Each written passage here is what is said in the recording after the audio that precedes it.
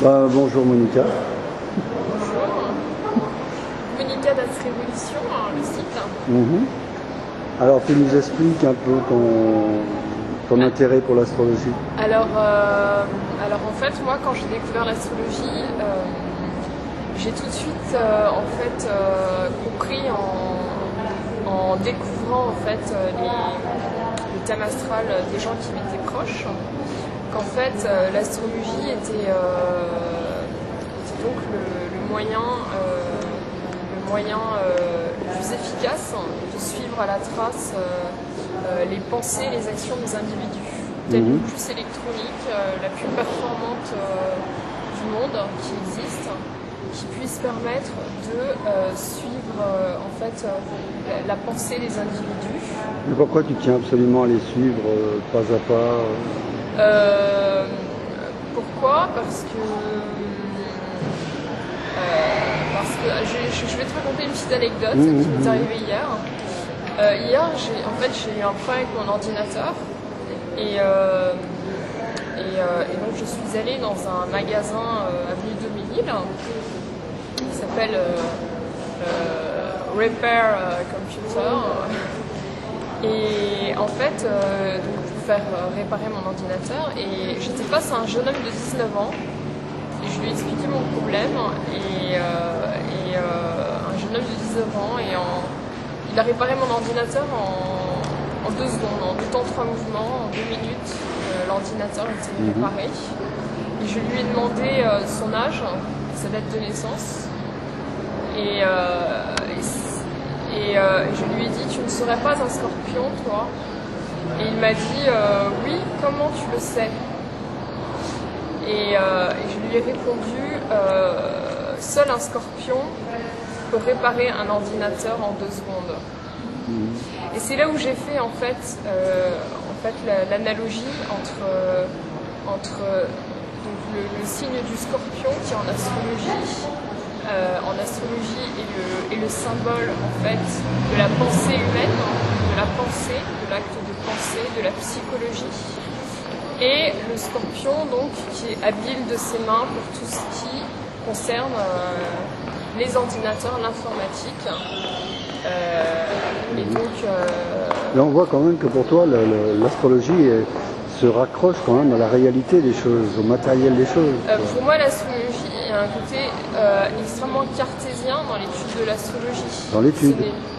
Mais ces champs d'application sont aussi très pratiques. C'est-à-dire que l'astrologie, qu'est-ce que l'astrologie? L'astrologie, c'est l'étude en fait des comportements humains et de la destinée humaine en fonction de la position des planètes au moment de la naissance.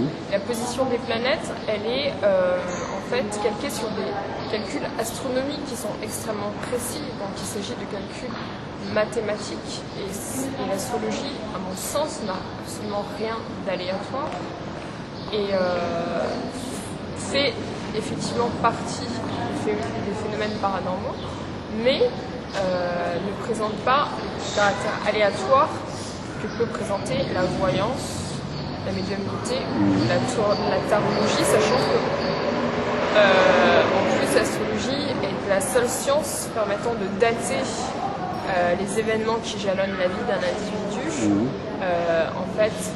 à une date précise, à une heure précise. Je l'ai vérifié à multiples reprises et voilà. Et donc en fait, cette expérience d'hier, quand j'ai rencontré ce jeune homme de 19 ans qui avait une conjonction Soleil-Pluton en Scorpion, quelque chose d'exceptionnel que l'on ne retrouve que tous les 240 ans, réparant cet ordinateur en 1 minute, sachant que personne au monde n'est capable de ça, même pas Bill Gates. Eh bien, j'ai trouvé que c'était extraordinaire et j'ai compris une chose. En fait, ça m'a conforté dans ma conviction personnelle que l'homme n'est qu'une machine, n'est rien de plus qu'un ordinateur. Tu sais que tu te heurtes à quand même des conceptions de l'astrologie qui sont humanistes, etc.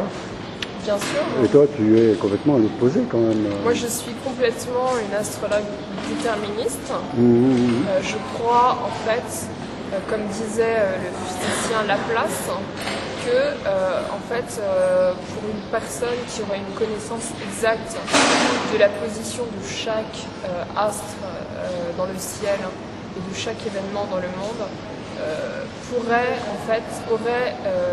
la capacité de prévoir chaque événement dans ses moindres détails, dans les moindres détails. Et ça, c'est quelque chose qui à mon sens, n'est pas encore acquis. Aucun astrologue au monde n'a encore acquis cette technique et qui reste à être réellement... Et depuis combien de temps tu as plongé en astrologie? Et comment ça s'est présenté? On va pas parler de mes débuts. Pourquoi pas? Mes débuts catastrophiques. Je sais pas. Alors comment j'ai commencé l'astrologie? En fait, j'ai commencé l'astrologie en m'intéressant à un individu qui avait un comportement très étrange et en fait vis-à-vis de moi, et je ne comprenais absolument pas le comportement, et j'ai cherché à savoir quelles étaient ses motivations profondes et quels étaient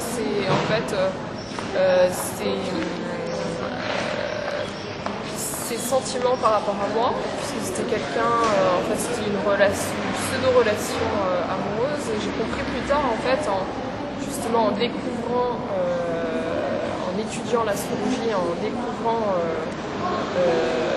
le thème de naissance de cet individu, quelles étaient réellement ses motivations et quelles étaient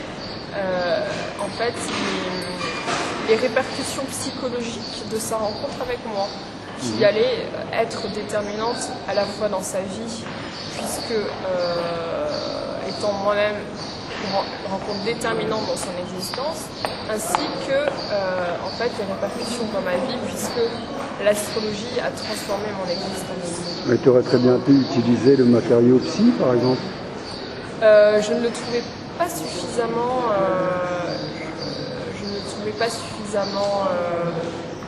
compétent, pas suffisamment explicatif et très très lacunaire quant aux différents problèmes psychiques.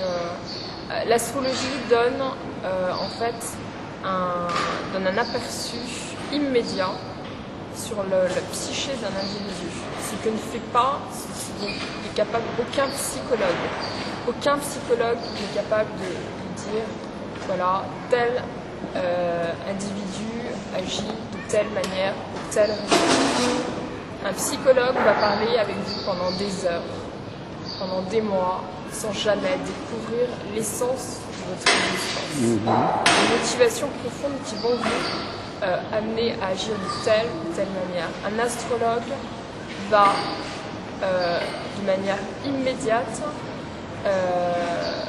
pouvoir comprendre vos problèmes et tenter de les résoudre du mieux possible. Et je pense qu'un psychologue qui ne pratique pas l'astrologie ne mérite pas le qualificatif de psychologue. Là, tu vas loin. Donc l'astrologie, pour toi, c'est quand même une science, une pratique qui est presque au cœur, qui devrait être à la base de beaucoup d'autres approches humaines. Donc il y a la psycho qui devrait être astrologue aussi. Est-ce que le sociologue devrait être aussi astrologue pour mieux analyser les choses? Je pense que la société, j'ai moi-même Uranus à l'ascendant Scorpion. Uranus est la planète de l'astrologie, elle est exaltée en Scorpion, ce qui veut dire que les Uraniens, comme moi, du Scorpion, ont une intuition très exacte de l'avenir, du futur du monde, de l'avenir du monde. Et je pense que dans un avenir lointain, c'est-à-dire dans 100 ans, 200 ans, la société fonctionnera complètement comme fonctionnait la société égyptienne antique, c'est-à-dire en se référant systématiquement à la science astrologique dans tous les domaines, ce que font plusieurs gens importants et donc placés à des hautes fonctions, mais qui ne le disent pas, puisque ça reste un sujet tabou. Et il faut que ce sujet tabou ne devienne plus tabou, qu'il soit connu en fait de toute la population. Et c'est ça en fait mon leitmotiv et la raison pour laquelle j'ai créé ce site astroévolution.net. Et tes outils sont des outils traditionnels, c'est-à-dire les transits? Alors moi j'utilise pour en fait prévoir, pour à la fois déterminer le caractère des gens et prévoir l'avenir des personnes. En fait je classe les astrologues en deux catégories. D'une part la catégorie des astrologues introvertis. Ces astrologues introvertis étant plus intéressés par une pratique de l'astrologie, on va dire introvertie, en utilisant les progressions, les révolutions solaires, les profections, qui est un système américain, l'astrologie hellénistique, des techniques vraiment qui supposent une part d'intuition très minime, alors que les astrologues extravertis comme moi, puisque je suis une personne extravertie, vont plus avoir tendance à regarder les transits et à s'intéresser et en ayant une approche beaucoup plus intuitive, puisque quelqu'un d'extraverti est quelqu'un qui est dominé par l'élément feu. L'élément feu, c'est l'élément intuition. Et donc, vont plus avoir tendance à se servir des transits, même si je regarde les autres techniques, à savoir les progressions, etc. Et ton objectif dans l'idéal dans cette pratique de l'astrologie, tu aimerais faire quoi? Écrire des livres, faire de la recherche, faire des consultations? Tu en fais déjà des consultations? L'objectif reste pour l'instant de m'épanouir déjà moi-même en tant qu'être faisant partie d'un monde robotisé, d'essayer de comprendre les mécanismes de cette robotisation de l'être humain et d'essayer de faire en sorte qu'il ne m'atteigne pas moi personnellement. C'est mon objectif personnel. Maintenant j'ai un objectif altruiste qui est d'aider les personnes en difficulté qui sont victimes de cette robotisation de la société. Voilà. Et l'astrologie est pour toi un outil idéal pour ça? Exactement. Donc tu fais des consultations? Je fais des consultations, oui, je fais des consultations. Et l'enseignement, parce que ton approche est assez particulière, originale, et tu n'as jamais eu envie d'enseigner cette approche qui est vivante, qui est très... De l'enseigner en tant que... oui, je le fais de manière pédagogique sur mon site, en démontrant par le biais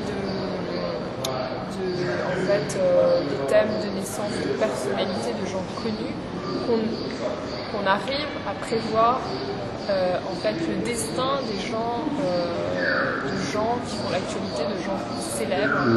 Et je veux également prouver par le biais de mon site que ces gens-là sont des êtres comme vous et moi, sont des gens de chair, qui ont leurs problèmes psychologiques, qui vivent des contradictions internes et qui sont des individus comme vous et moi. Et donc en fait, mon site a plus un objectif de désacralisation en fait, de cette mode de profusion, de médiatisation des gens célèbres pour tout et rien du tout. Et l'objectif étant que tous ces gens-là en fait, arrivent à un niveau d'égalité, comme ce que nous a démontré la Révolution française, dont les principes de base étaient l'égalité, la liberté, la fraternité, principe uranien par excellence, Uranus étant la planète de l'astrologie. Voilà. Ouais, mais attends, la pyramide. oui, on va aller à la pyramide, mais t'es aussi un petit peu utopiste dans le bon sens du terme. C'est-à-dire que tu es quand même à la recherche d'un monde idéal, un monde qui est peut-être à la limite peut-être plus humaniste avec même tes utilitaires lunistes que beaucoup de ceux qui se prétendent humanistes. On sent que tu es quand même à la recherche d'un monde idéal, une sorte d'utopie. Utopiste, comme tous les uraniens. Et l'astrologie a une part importante pour toi dans ce cheminement vers cette utopie? L'astrologie est pour moi un moyen effectivement de peut-être réduire les maux du monde et justement de mettre en fait les gens sur un pied d'égalité. Ce que je voudrais en fait, ce qui correspond à ce que je viens de dire au principe de la Révolution française, liberté, fraternité, égalité. Voilà. Alors Monica, on va aller voir donc les pyramides du Louvre, parce que tu voudrais nous expliquer quelque chose. Voilà, on va parler des origines de l'astrologie. Et en fait, pour cela, on va se diriger à la pyramide du Louvre. Okay.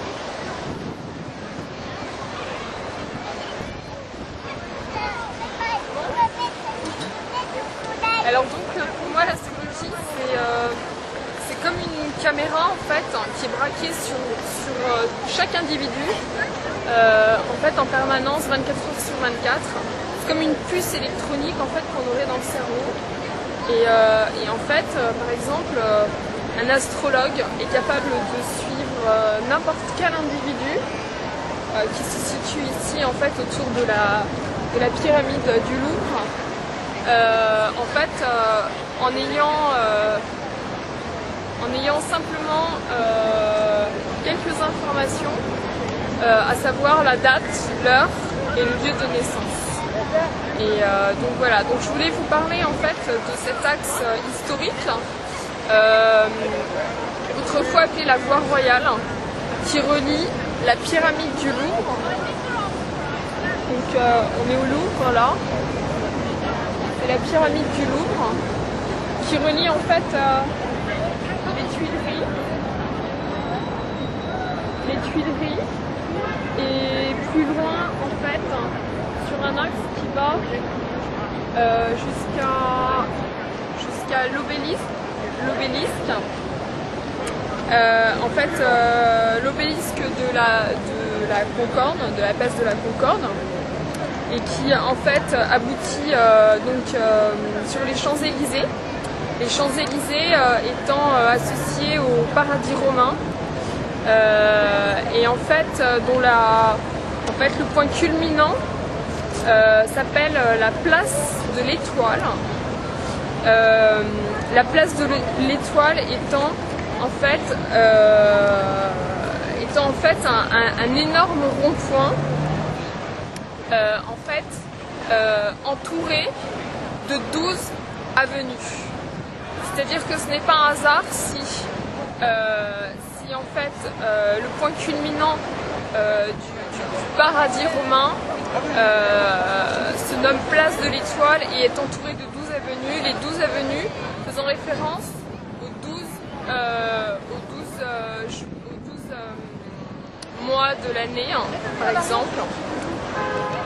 Voilà, donc le concorde de l'obélisque, en fait symbolisant étant voué au culte du dieu Ré, donc le roi soleil.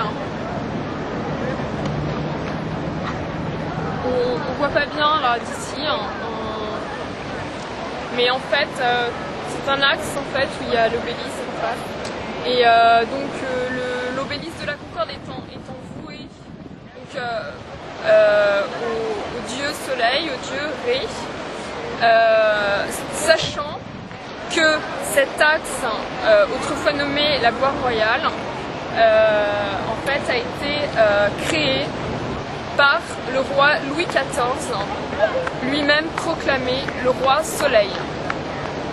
Donc voilà, c'est un exemple pour dire que nous sommes entourés de référence aux planètes sans le savoir.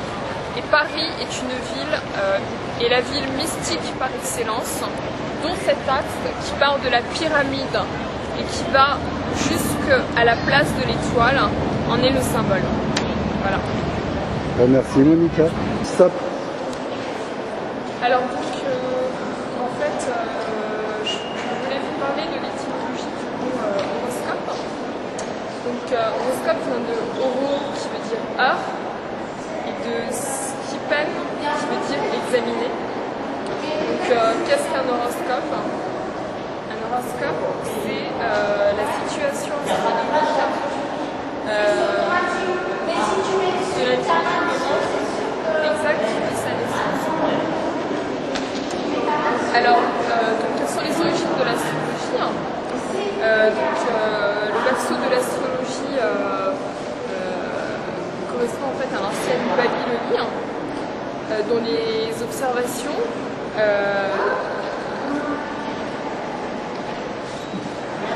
je me suis plantée. Tu me dis stop? Stop, c'est bon.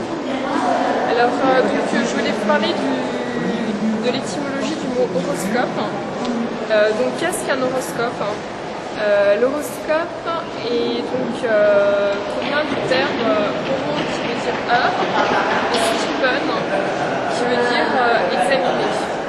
Donc, qu'est-ce qu'un horoscope? Un horoscope, en fait, mesure la situation astronomique de l'individu au moment exact de sa naissance. Je voulais vous parler aussi de l'origine de l'astrologie. Donc l'astrologie est née dans l'ancienne Babylonie, qui est le berceau de l'astrologie, dont les interprétations en fait reposaient sur l'observation du ciel. Ce qui veut dire que le culte solaire remonte à la plus haute antiquité, à l'époque de la 4e dynastie, vers 2400 avant Jésus-Christ. Platon, par exemple, dans la République, prête aux planètes la mission de veiller sur les hommes et de les accueillir après leur mort. Hérodote, autre philosophe, donc nous dit que les Égyptiens, pour déterminer la date exacte de la crue du Nil, devaient observer attentivement la position des étoiles. Alors nous avons un pharaon qui s'appelle Akhenaton, qui n'est pas le chanteur que nous connaissons tous, qui est donc le vrai pharaon, qui a écrit son hymne au soleil, dont voici les paroles. Nous vivons quand tu te lèves, nous mourrons quand tu te couches, car tu es l'essence même de la vie, et les hommes vivent de toi. Donc maintenant je vais parler de l'apparition du calendrier, c'est-à-dire le calendrier qui correspond à ce que nous portons tous autour du bras, qui s'appelle une montre, et dont personne ne connaît l'origine. Donc voilà, en fait, Hérodote rapportait que les Égyptiens avaient été les premiers à découvrir l'année de 360 jours. Ils avaient appris cela des étoiles. Il fallut néanmoins attendre la réforme du calendrier par Jules César, et l'année fut partagée en 3 saisons, présidées chacune par une divinité. Donc l'époque de la crue, gouvernée par Osiris, qui correspondait au mois de juillet à octobre. L'époque des semailles, présidée par Isis, qui correspondait à la période de novembre à février. Et l'époque des récoltes, gouvernée par Horus, qui correspondait en fait à l'époque de mars à juin. Sachant que les 12 mois étaient placés sous le patronage des 12 dieux. 12, on retrouve encore ce chiffre 12. 12 avenues, place de l'Étoile, 12 dieux, 12 planètes. Maintenant, je vais vous parler en fait de l'apparition des mois. Donc, sous l'époque égyptienne, les mois de 30 jours se divisaient en 3 décades, semaines de 10 jours, présidées par des décans. Les décans, c'est des décans qui correspondent aujourd'hui aux décans astrologiques. Les 36 dieux des décans jouaient un grand rôle dans la religion, la magie et la médecine égyptienne. Quant aux jours, ils furent divisés en 24 heures, chaque heure dont la durée dépendait de la hauteur du soleil, qui variait selon la saison et la latitude géographique. Quant aux heures, apparition des heures, les 12 heures diurnes et les 12 heures nocturnes étaient gouvernées par les dieux. Le livre des morts, qui est situé ici donc, au musée du Louvre, en fait, qui est inscrit sur le tombeau du roi Séti Ier, décrit le voyage aux enfers du dieu solaire et son passage à travers les 12 portes qui correspondent en fait aux 12 heures nocturnes. Quant aux animaux, puisque le zodiaque est en fait une illustration de 12 animaux. Les 12 animaux sous l'époque égyptienne étaient le chat, le chien, le serpent, le scarabée, le lion, le bouc et le taureau. Par la suite, les 12 animaux horaires furent rattachés aux figures de notre zodiaque d'origine grecque que l'Égypte pharaonique ignorait. Donc les 12 animaux sont devenus les animaux du zodiaque que nous connaissons aujourd'hui. Hérodote écrit dans son ouvrage d'histoire: voici une autre découverte des Égyptiens, savoir à quel dieu sont consacrés chaque mois et chaque jour, savoir ce qui arrivera à celui qui est né, tel ou tel jour, ce que seront son destin et sa fin. Alors pour la petite anecdote de Noël, d'où vient cette célébration du 25 décembre. En fait, sous l'époque de Ptolémée en Égypte, on célébrait la résurrection d'Osiris le 25 décembre. Dans le calendrier des fêtes romaines, ce jour fut consacré au dieu solaire. En 354, Constantin II décida qu'il serait celui de l'anniversaire de la naissance du Christ. Notre fête de Noël remonte ainsi à une coutume de l'ancienne Égypte. Donc, on ne peut pas dire que Jésus-Christ est né un 25 décembre. Quant au décan,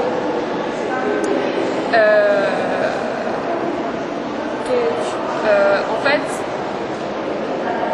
dans le zodiaque fut introduit en Égypte, on y incorpora les décans à raison de 10 degrés par décan. Plus tard, les oracles quotidiens furent aussi rattachés aux 360 degrés du zodiaque et à la position du soleil. Alors pour finir, donc face à cette magnifique statue qui représente la religion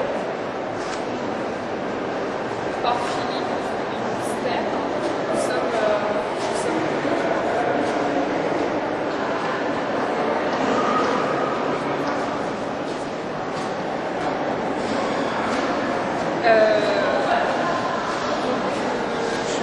en fait, je dirais une citation d'Hermès Trismégiste, qui en fait était un prêtre égyptien du dieu Thoth, le dieu Thoth étant assimilé à Mercure, à Hermès, le messager des dieux.